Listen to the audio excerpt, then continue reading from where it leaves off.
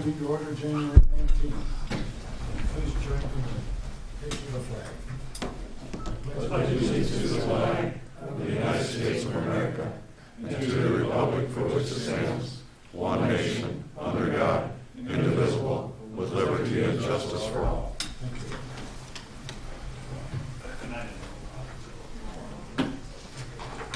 We have roll call, Bill? Nelson? Yes. Knapp? Yep. Conlon? Yes. Goodchild? Yes. Wick? Yes. Motion to approve the agenda. Second. Motion made and seconded to approve the agenda. All those in favor say aye. Aye. Opposed? Motion carried. I'd like to welcome everybody in the chamber today to our council meeting, and see Deb's here from the Sentinel and people that are watching over television. Sit on back there. Okay. Good. Okay, the first thing on the agenda today is a hearing, offer to purchase property. The council has set this as a date and time to consider offers received by 5 p.m. on January 13th, 2021 for Lot 4 of the replat of Lot 3, part of Lot 5 and Lot 6 and Lot 7, Lamar's Industrial Park South Addition, City of Lamar's, Iowa, Burns County. We had one written offer that was received from Neil Anthony for $99,200. At this time, I'm going to open the hearing and see if there's any oral or written objections or comments to this hearing.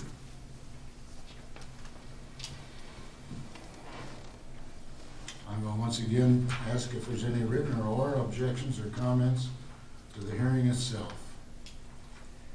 Hearing or seeing none, I'm going to close it at this time. The administration recommends to the council accept the offer, sell the property to Neil Anthony. The financial is the city paid $30,000 an acre for the property in July of 2019. Questions from the council, if anybody has any?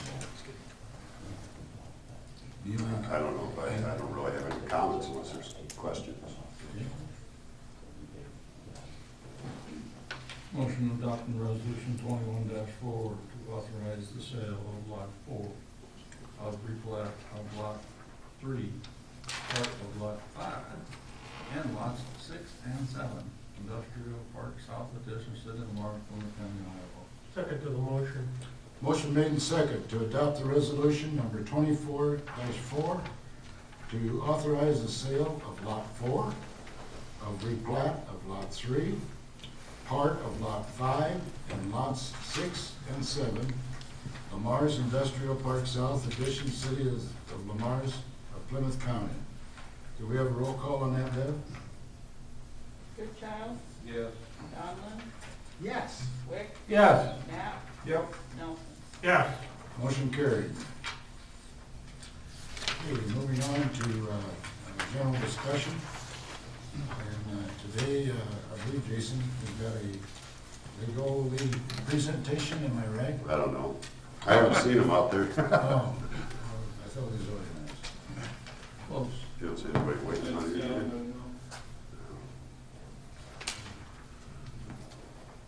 No, just continue there. I don't see In them. the meantime, I'm going to open it up to general discussion. If anybody has any comments, concerns, or good things to say about the city, we ask them to step up to the microphone, state their name and address, and the city council does not make any commitments to it, but they are certainly always willing to listen to whatever you may have concern about. Hearing or seeing none, we'll move on to the thumbs up award. Clark? Nothing. Ken? I'd like to compliment the Sentinel on the article on the supervisor's board meeting, references to salaries. I think they did an excellent job, and I would encourage everybody to read that and understand what they go through on their budget. But if you have an opinion, you can always call one of them. Okay. Rex? I'll pass it on. Steve? Thumbs up to surviving the last snowstorm last weekend. Oh, Well, I'll second that one. Yes. Yeah. Mike? The COVID vaccine has made its way to Plymouth County, and those who are getting their vaccinations and now, by next week, getting their second one, thumbs up to all of them, and I encourage us all to watch for our opportunity. Thank you, Mike. Okay, moving on to the consent items. All items listed on the consent agenda will be enacted by one motion. There will be no separate discussions on these items unless a request is made prior to the time the council votes on the motion. Today we have 6 of them. The first one is the approval of the January 5th, 2021 regular meeting minutes. Number 2 is a list of the bills for the period ending 1/15/21. Number 3 is a monthly financial statement for December 2020. The new, number 4 is a new beer, wine, permit, outdoor service area, habitué, the renewal of the beer, wine permits, liquor license, native wine permit, a family table, Pizza Hut, brew, and number 5 is a request to close the street. And number 6 is the urban revitalization tax exemption request. Does anybody want to pull any of these before we vote on it? Oh, excuse me. I'm gonna comment on the request to close street. So in addition to both Dave, Kevin, and Mike looking at it, I did contact all the businesses there, Hardware Hank, Emily's, the toy store uptown, event center, and Get Branded. They're all okay with it. They're okay with it? Yep. Okay, good, that's good news. Street wide enough for them to make a U-turn up there without congestion? I would imagine people do it all the time. Well, we don't have a fire call. Chief, you're okay with it? We'll be, yeah, we got plenty of parking around the other way, and, yeah, we'll be fine. Okay. I'd make a motion to approve consent items 1 through 6. Second. Motion made and approve the consent items 1 through 6. All those in favor say aye. Aye. Opposed? Motion carried. Today we have an action item.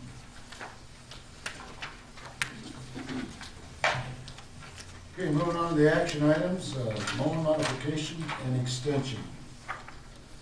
At the October 20th, 2015 council meeting, the city adopted a resolution authorizing the issuance of a $2,500,000 bond for the ethanol transload facility. The bond was issued with the American Bank. It called for monthly payments of $33,500 at a 3.35% interest rate. On February 1st, 2021, the bond matures with a $725,516.11 balloon payment. The American Bank has offered to modify the loan so that as to avoid the balloon payment. The modification calls for continued monthly payments of $33,500 and an interest rate of 1.75. The extended loan will mature on December 1st, 2022. The administration is recommending the council approval, the bond extension, and the modification. Comments from anybody on that? Hearing none, I entertain a motion.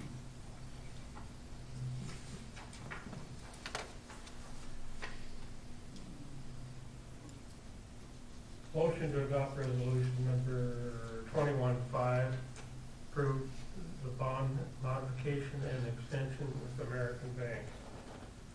Is there a second? Yes. Motion made and second to adopt the resolution 21-5 to approve the bond modification and extension with the American Bank. Can we have a roll call on that, Bev? Goodchild, Yeah. Rick, Yes. Knapp, Yes. Nelson, Yes. Conlon. Yes. Motion carried. I think you can see the excitement that was generated on the side. So just put that back in your memory, whenever we bring this up again, it's gonna be the same or worth excitement. Okay? Or hold out the less excitement? Well, the excitement may be really directed It's less interest. and be upset. No problem. Just the way it is. Okay, moving on to discussion. Clark? Yeah, I have something that, point of order, I sometimes wonder if we don't do this backwards. Instead of having the mayor and the council just open up the discussion, rather have the city administrator and finance director open the discussion. Because a lot of times we hit on things that they're gonna bring up anyway, or they bring up things that we'd like to. So just from this point on, I'd like to see these actually in a different order, if we could. But, Jason, are you gonna talk on water and sewer insurance? I didn't have it down, I can. I thought you were. I thought we left the committee saying that, we were, or not. I don't care, it's something that I thought. Oh, I can. Okay. Do you want to? You want to leave her? See, that's my whole point, that's exactly my whole point. That's the other thing that, I guess, I left committee, Steve Wick can help me out here, fully anticipating Ragbri was gonna be an agenda item. Not only an agenda, but an action item. It's not even mentioned. I'm gonna talk about that too. There, I just rest my case on why I want this backwards. I'll let you go.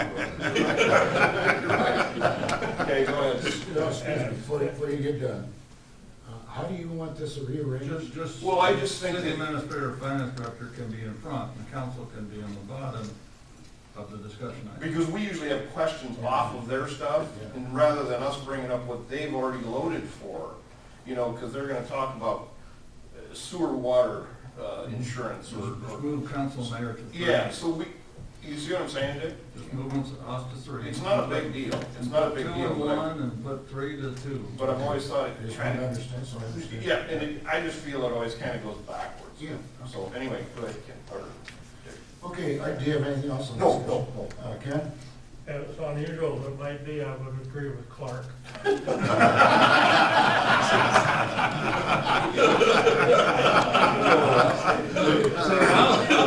we got a problem. Wow. Let's pursue this. That should make it sound. No, that's fine. Anyway, go ahead. That's it. That it? Okay. Next?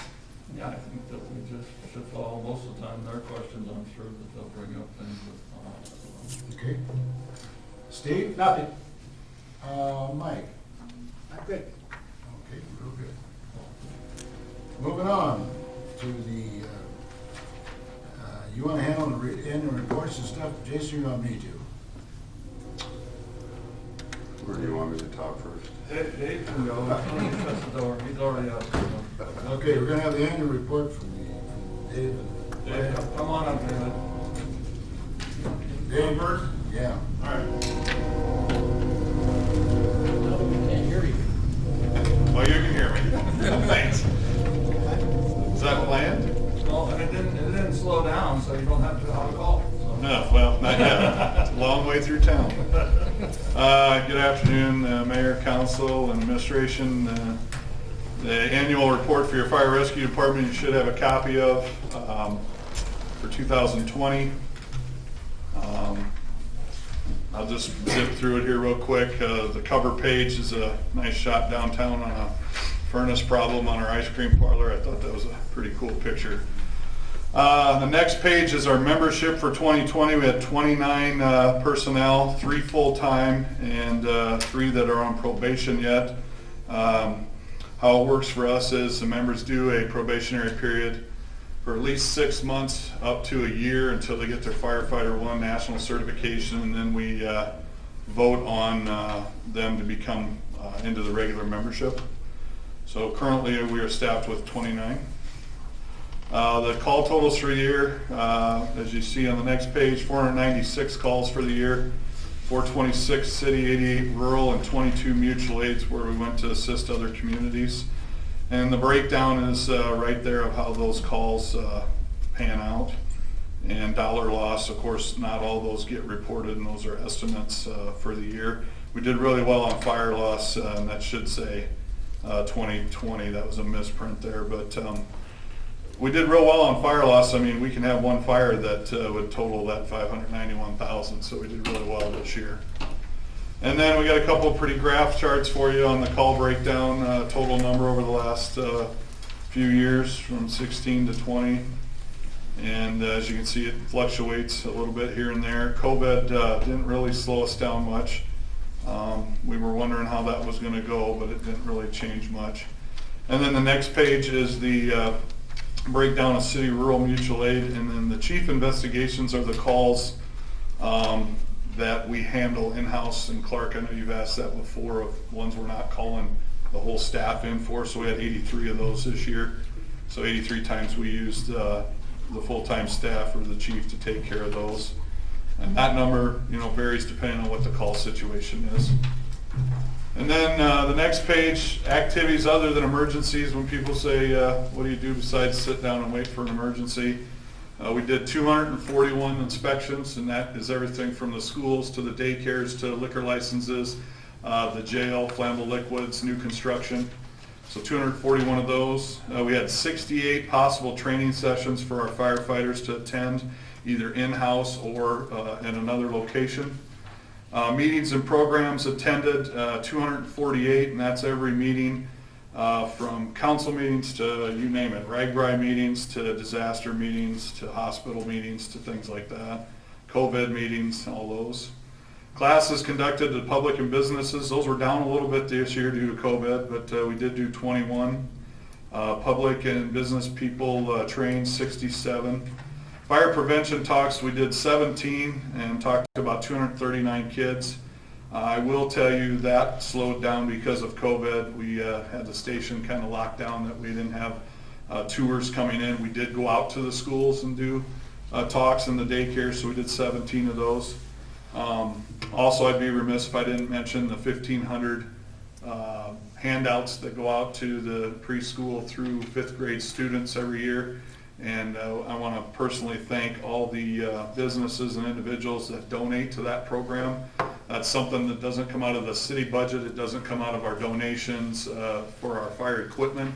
It's a separate fund. It raises about $5,000 to $6,000 a year to buy all the color books and stickers and crayons, and we have several people that donate to that, and we really appreciate it.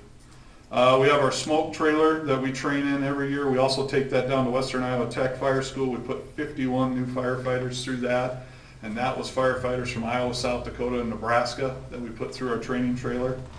And then the retirements that we had, Captain Mark Hinches after 40 years, Assistant Chief Mike Weiss when he was elected to be the ambulance director, and firefighter Brett Herbold, who actually moved down by Kingsley and joined their staff. So that's how that went. At the bottom there, very important things that we fundraised to purchase, firefighter coats and pants, bunker gear. The fire prevention handouts, like I said, that program is working really well. Uniforms for members. We were given a Plymouth County gaming grant. Dick puts me onto those every year, and we were able to purchase a new drone that actually has infrared on it, so we can use it at night when we're looking for missing children. We've used it looking for suspects for the PD and the sheriff's office. We use it for kids in a cornfield. We also use it to get up above all of our industries in town. If we have ammonia leaks on the roof and things like that, we can get a look without sending people up there. And some of those roof lines are roofs are so huge that it behooves us to see where the best place is to get up to mitigate the problem quicker. So the drones, so we've got 2 of them now. They come in handy from time to time.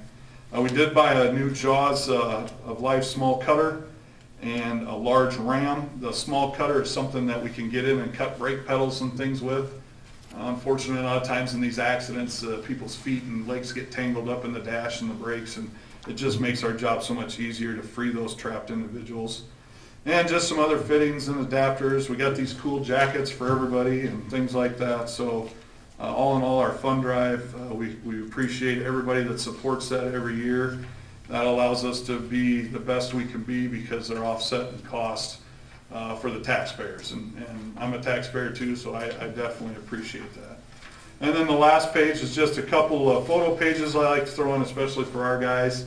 Kind of a year in review of some things of different incidents we were on and covered, from accidents to house fires to rescuing Hank Campbell out of a bucket truck when it wouldn't come down out of Baumgars and things like that. So, you know, we get stuck doing a lot of different things. So you can see all the different types of calls and stuff like that I put in there. Of course, there's hundreds of pictures that we end up taking, but just a couple pages is plenty.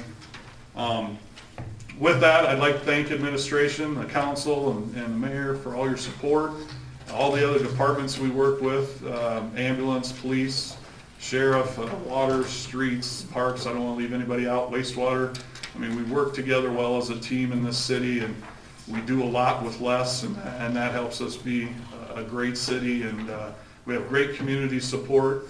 The employers that let their people leave for emergencies, I can't thank them enough, sometimes 2 or 3 times a day. I know that gets tough. And just the public support of our department, and myself as chief, I just want to publicly say thank you. We've got great media coverage here in Lamar's and things like that as well. So I'll forget somebody, but I just want to say thank you to everybody. So thank you. Any questions? Any questions for Dave? Good report, Dave. You sound more like your dad every day. Is that good or bad? You know, my mom says something like that at times, Rex, and I wonder if she's... That's a good thing, but I was here a number of years when your dad was standing there saying some of those things. And man, it was just a flashback when you were saying it. Just almost exactly what he would say. Yeah, you know, that's funny because I've had my mother say, you know, you're just like your dad. And I'm like, well, you married him, so is that good or bad? You know, I'm not sure sometimes, but thank you, everyone, for your support. You're doing a good job, and the thing that impresses us the most is the teamwork that you involved in as far as public safety and the work that you do on it. Thank you. Thank you. Okay, the next one on the agenda is Todd Lancaster. Good afternoon, everybody. You've got my report in there too, and I always like to just kind of give you an update of how much the recreation gets used. Your first report is about the indoor pool. It kind of shows you how much usage that gets. This is on a calendar basis, not a fiscal basis.